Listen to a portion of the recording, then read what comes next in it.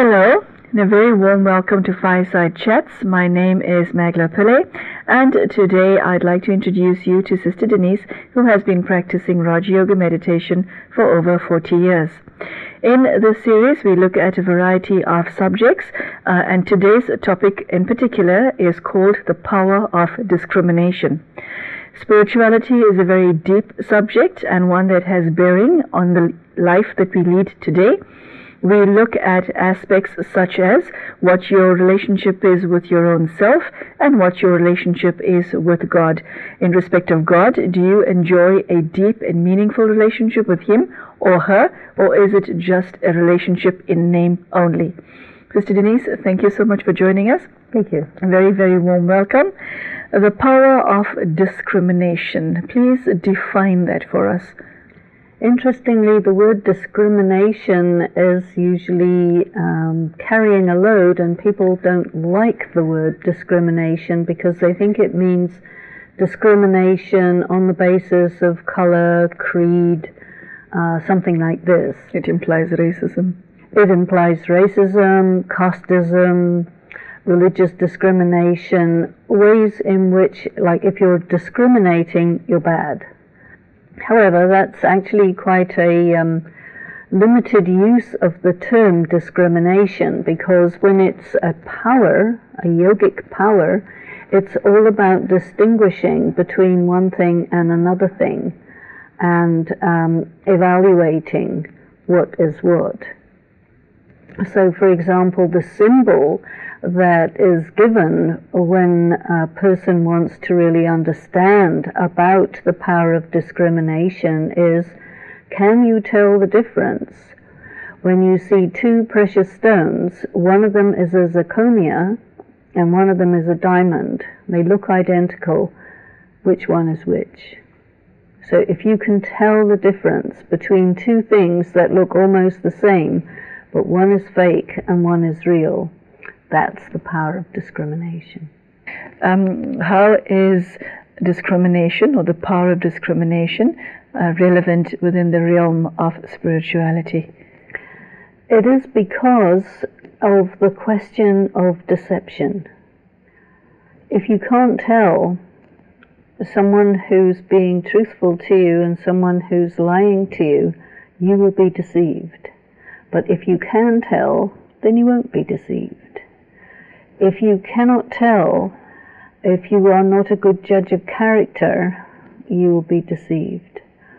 If you're in a situation and you're trying to evaluate it, but you don't have the power of discrimination, you will not understand it accurately and you will make a wrong judgment. That means you will do a wrong action, and that will be a wrong karma. So spirituality is all about how to do the best possible and the most right possible karma. And you cannot do that unless you have a really good power of discrimination, because you have to make choices. And you can be faced with things and you have to choose. Now, something may look very good, but it's not. Something may look not at all good, but it really is. And so that power is very subtle power.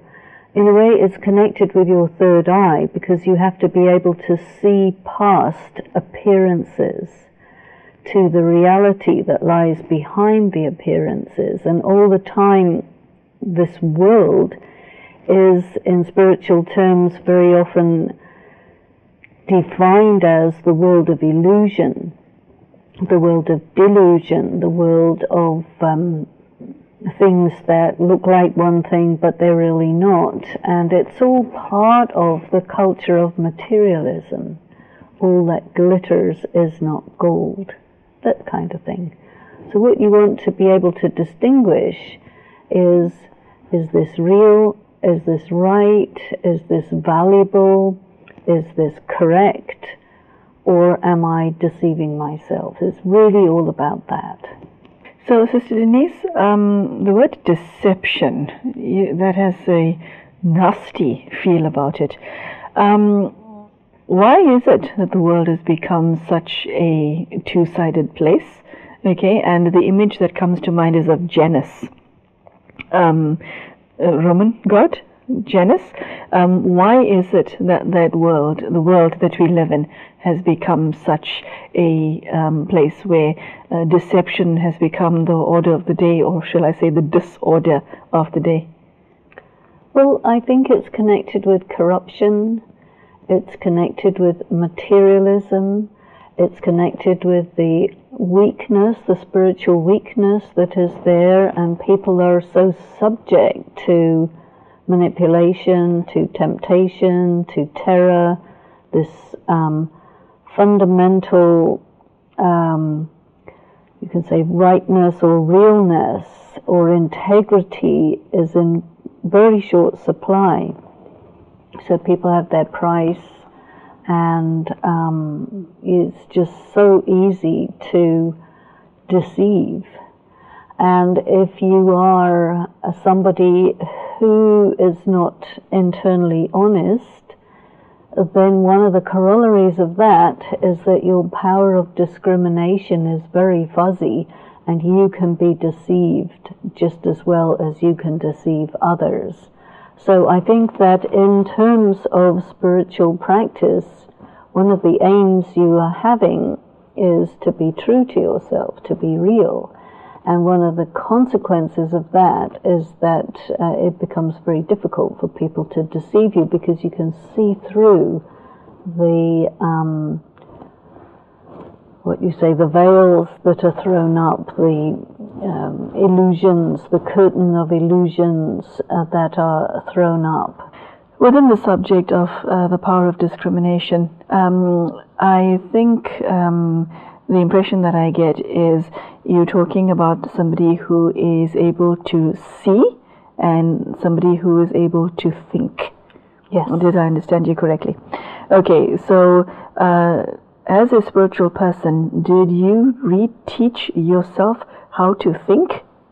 Because thinking, we live in a world where you are taught to how to eat, sometimes how to sleep, how to walk, how to talk, what to say, what not to say, but no one teaches you how to think. How did you teach yourself how to think and what to think? It's very much part of the spiritual education, because you're presented with ideas, concepts, things to consider, and then you have to think about it, because you have to see whether you think it's true or not, first of all. Because you have to take responsibility that if you think it's true, then act on it. If you don't think it's true, then you shouldn't act on it. And it's your responsibility. If you can't understand something, then continue thinking about it until you get clarity. This is why meditation is important, because you're considering something, some idea, some concept, and you want to understand it by considering and considering and considering and looking at it in every angle until it becomes clear to you. You see, whereas the world that we live in is kind of superficial. There's only one angle on things, and it's also a very fast world. So something will be flashed in front of you. Okay, flash, buy this, do this, thank you very much, let's go. And I think part of that speediness of the world that we live in is deceptive, because you're dealing all the time with sleight of hand, you know. And so yes, it is very much a world of illusion. Sometimes we use the word Maya. This is the world of Maya. It's all about that which is not real, you know, promises that will never be fulfilled. This whole question of how the world of advertising gets people to buy things because you believe what is said, but then when you get home, you find the thing isn't what it pretended to be. There's lots of people going around with things that they feel disappointed about because they got taken in by the presentation, you know. And there are even people who will, you know, learn very well, the spin doctor and all that. Okay, here, this is me, I am such and such, believe this. And it's not true at all, but people are easily taken in. Okay. And then when something really pure, really real is put in front of them, well, it doesn't have all that glitz, and so then people say, oh, well, it seems very ordinary to me, so it probably isn't worthwhile. Sister Denise, the reason for being as discriminating as you say one has learned to be within the realm of spirituality is protection, isn't it? This is spiritual, is self-protective. So could you tell us more about that? And what steps one takes to protect oneself? Well, the thing is this, if you get it wrong, you're going to make a mistake. So you want to get it right. You want to be able to see clearly. Everybody has preconceptions, and you need to hear many times that if you're operating on the basis of your preconceptions, you're probably making erroneous judgments. And so the power of discrimination is there, or is put there in place of the preconception. So you have to really figure things out for yourself then and there. Okay, I need to interrupt you. Define preconceptions for us and give us a practical example. Well, a preconception is that you evaluate something before you know anything about it. Okay. And you don't evaluate it, you don't look at it, you don't check it out. You prejudge it. And preconceptions are very often acquired in people's lives as they grow up. Their parents will say, don't mix with these kinds of people because they're not good. And then you say, okay. And then that becomes a preconception. It may or may not be true. It's usually not true because whenever you make a generalization, it's unlikely to be true. All French people eat frog's legs. Not true. Oof. Okay. I'm glad to know. Yes. That's a preconception that's going around. It's like a kind of prejudice, Okay. And the world we live in, is based on that. I mean, there are police departments who think that anyone who has a tattoo must be a criminal. That doesn't work. It's not true. You have to check. Did you do something? Did you do a crime? Let me see. Then only you can be booked. But just because you look like a criminal, stereotype, doesn't mean you are. Doesn't mean anybody who dresses in black is a terrorist. You can have terrorists wearing blue.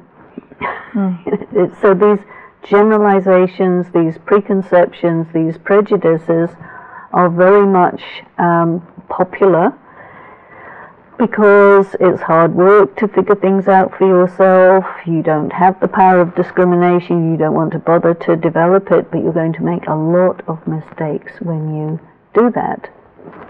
So the spiritual person who really wants to do the right karma needs to develop the power of discrimination, and also one of the byproducts of good quality meditation is that you acquire this power. It comes to you as a speciality, so that you find yourself getting more refined in various different areas. And there are several yogic powers that do get developed through the practice of meditation, and the power of discrimination is one of the very important ones. It's also named as the power of discernment. So you could use that word, which is maybe having less of a load on it than, or a charge on it, than the word discrimination. The power of discernment. Discernment, which has an identical meaning. Well, I mean, there may be different shades, but what you want to be is discerning. You want to be able to tell the subtleties, the subtle differences. It's all about not being sort of black and white, but understanding all the shades of grey and being able to see things properly. Yeah, I won't take that last comment any further. Sister Denise, within the Power of Discrimination, you mentioned that you had to relearn how to think. I also asked you about the ability to see. Do you see differently through the lens of spirituality? Do you see yourself? Do you see people? Do you see the world differently because of your power to discriminate? I wouldn't say I had to learn to think differently, but rather, as you start to think about the inner world, you find yourself thinking differently. You find, there's a dial in your intellect somewhere where you have a needle. This side of the needle bad, the other side of the needle good. The position of that needle will change as you become more and more refined in your perception, in your discernment and your discrimination. And that also applies to your perception, because the whole thing is a process of refinement and a process of becoming more sensitive to all the nuances, Okay. Sister Denise, the world that we live in, as you so rightly pointed out earlier, is inherent with danger. How does the power of discrimination help you to bring God into your life and, take whatever steps necessary to be detached from all of it? Well, I think it's a very important way, because if you have the power of discernment, you will know that things that you're used to relying on are not reliable, so don't rely on them. Things that present themselves as support systems can fail you. Very often, people will say, well, God is just imaginary, so then you wouldn't use God. But God says, I'm here, I'm very usable, use me, but then you have to discern how, you see. So that's very subtle. And so the whole thing is a process of thinking deeply and seeing, okay, now what does this really mean? And how should I position myself regarding all of these things with all this new information? You see, so factoring God into it as a reality rather than a nice idea changes everything. Sister Denise, does God possess the power of discrimination, or is it a skill that just human beings have to learn? Well, God is called omnipotent. The one who possesses all powers. Yes. Discrimination, discernment is one of the 8 powers that Rajyoga talks about. Would you like to tell us what the other 7 are? Power of cooperation, power of judgment, power of tolerance, power of accommodation, the power of discernment, which we've just been talking about, the power to face, the power to withdraw, the power to pack up. Okay. And then you say, well, what is all that? So these are all different programs in their own right, because they're very subtle. I think on a subsequent show we should take up the rest, but you were saying? So I remember spending some time thinking about God in terms of God has all of these powers, and to the fullest extent. So obviously then discernment is a very important attribute of God. God is not going to be fooled by anyone. One of the things that makes God God is that he cannot be deceived. That's right. Okay. That's a wow. Oh yes. Yeah. Yeah. Okay. And God is not going. God doesn't have a price. You can't, bargain. It's like, excuse me, do you know who you're talking to? God has such clarity, but if you're going to be in front of God and talk to God, understand who you're talking to and respond accordingly or deal accordingly, because here is someone who can see you absolutely, so don't try any funny business because it won't work. Yes, so Denise, the subject of ego pops up again. Surely it inhibits one's right to see and one's ability to think properly. How do you use the power of discrimination to overcome your own darkness in that sense? Well, ego is so difficult to see in yourself, so that if you do have a very good power of discrimination, you'll be able to discern where it's operating, where most other people would be clueless, you know. And so if you can discern it, you can put a stop to it right there. And that is extremely useful. Because otherwise, you know, when ego takes over, you know, God is pushed out and you are deceiving yourself. How do you know, Sister Denise, that you're operating from ego? You see, when you're not seeing your own weaknesses, you don't necessarily know that you don't know. Well, there are some indicators. I think I had mentioned at one point, whenever you have this thought, feeling or conviction, I am right, that's ego. When you are reacting with any kind of negative emotion, that's ego. When you say, I am that's ego, whatever that happens to be. Because you're identifying yourself with a role or a position or money or power or anything which is false. You know, the ego has to be qualified as false ego. So anytime you're not absolutely for real, it's ego. When you are using the power of discrimination, do you bear the law of karma in mind at all? I think you have to bear in mind everything you know about spirituality, because it has a bearing on it. So you need to bear in mind the law of karma, soul consciousness, your relationship with God, the way the circumstance that you're looking at is moving, what its origins were, what are the various different circumstances going on. Are you being tested? You know, all the motivations of all the other people involved, what are your own motivations? Consider all of these things and discern what each one is, which is the power of discrimination, and that is followed by a judgment. What am I going to do next? Because the action you do is irreversible, and there will be consequences. So once you have discerned, then you have to act on what you've decided. Yes. So it doesn't end at discrimination. It starts there, actually. Yes, it starts there, and then you judge what you're going to do, and then you do that, and then you have to take the consequences of what you decided to do. Okay.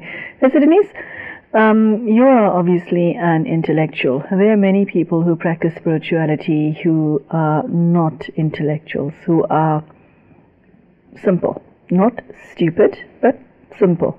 And they're successful at spirituality because of their simplicity. It's a heart thing for a lot of people and not a head thing. If someone doesn't apply their mind to the subject and to themselves like you do, or you have just shown us how you do it, can they be spiritually successful? Is spiritual success the domain of the intellectual? No, not at all. You know, everybody is a different type, you can say. And those who are simple, those who are heart people, they will come from that angle. But whichever angle you go for, if you want to reach clarity and truth, you will get there. Okay, so it's a desire that takes you there. Yes, a pure desire. Okay. Yeah. I mean, you know, the intellectual will do in an intellectual way, and they will resonate with other intellectual people who will say, oh yeah, I like this approach. Great, you know. And a simple one will have a simple approach, and people will like that. Very good. Very good. you see. There's so many, because humanity is made up of all different kinds of people. Okay, so thank you. We do not have more time to chat to you today, but I think we'll take up the subject of the rest of the powers on a different day, because it sounds very interesting. So thank you, ladies and gentlemen, for giving us your ear for the last half hour. The subject of the power of discrimination, or as Sister Denise put it differently, the power to discern, is very deep, and it simply requires of you to apply your mind to see and to think differently, to be very careful about the choices that you make in life, and to know that the consequences of what you do are on your shoulders alone. This applies to you whether you are an adult or a child. And Sister Denise also shared, after using the power of discrimination comes the power to judge, and thereafter action. One just can't keep all of this stuff in one's head. So I hope this subject has been of some use to you, and I do wish you everything of the best in your own spiritual endeavor. Thank you and goodbye.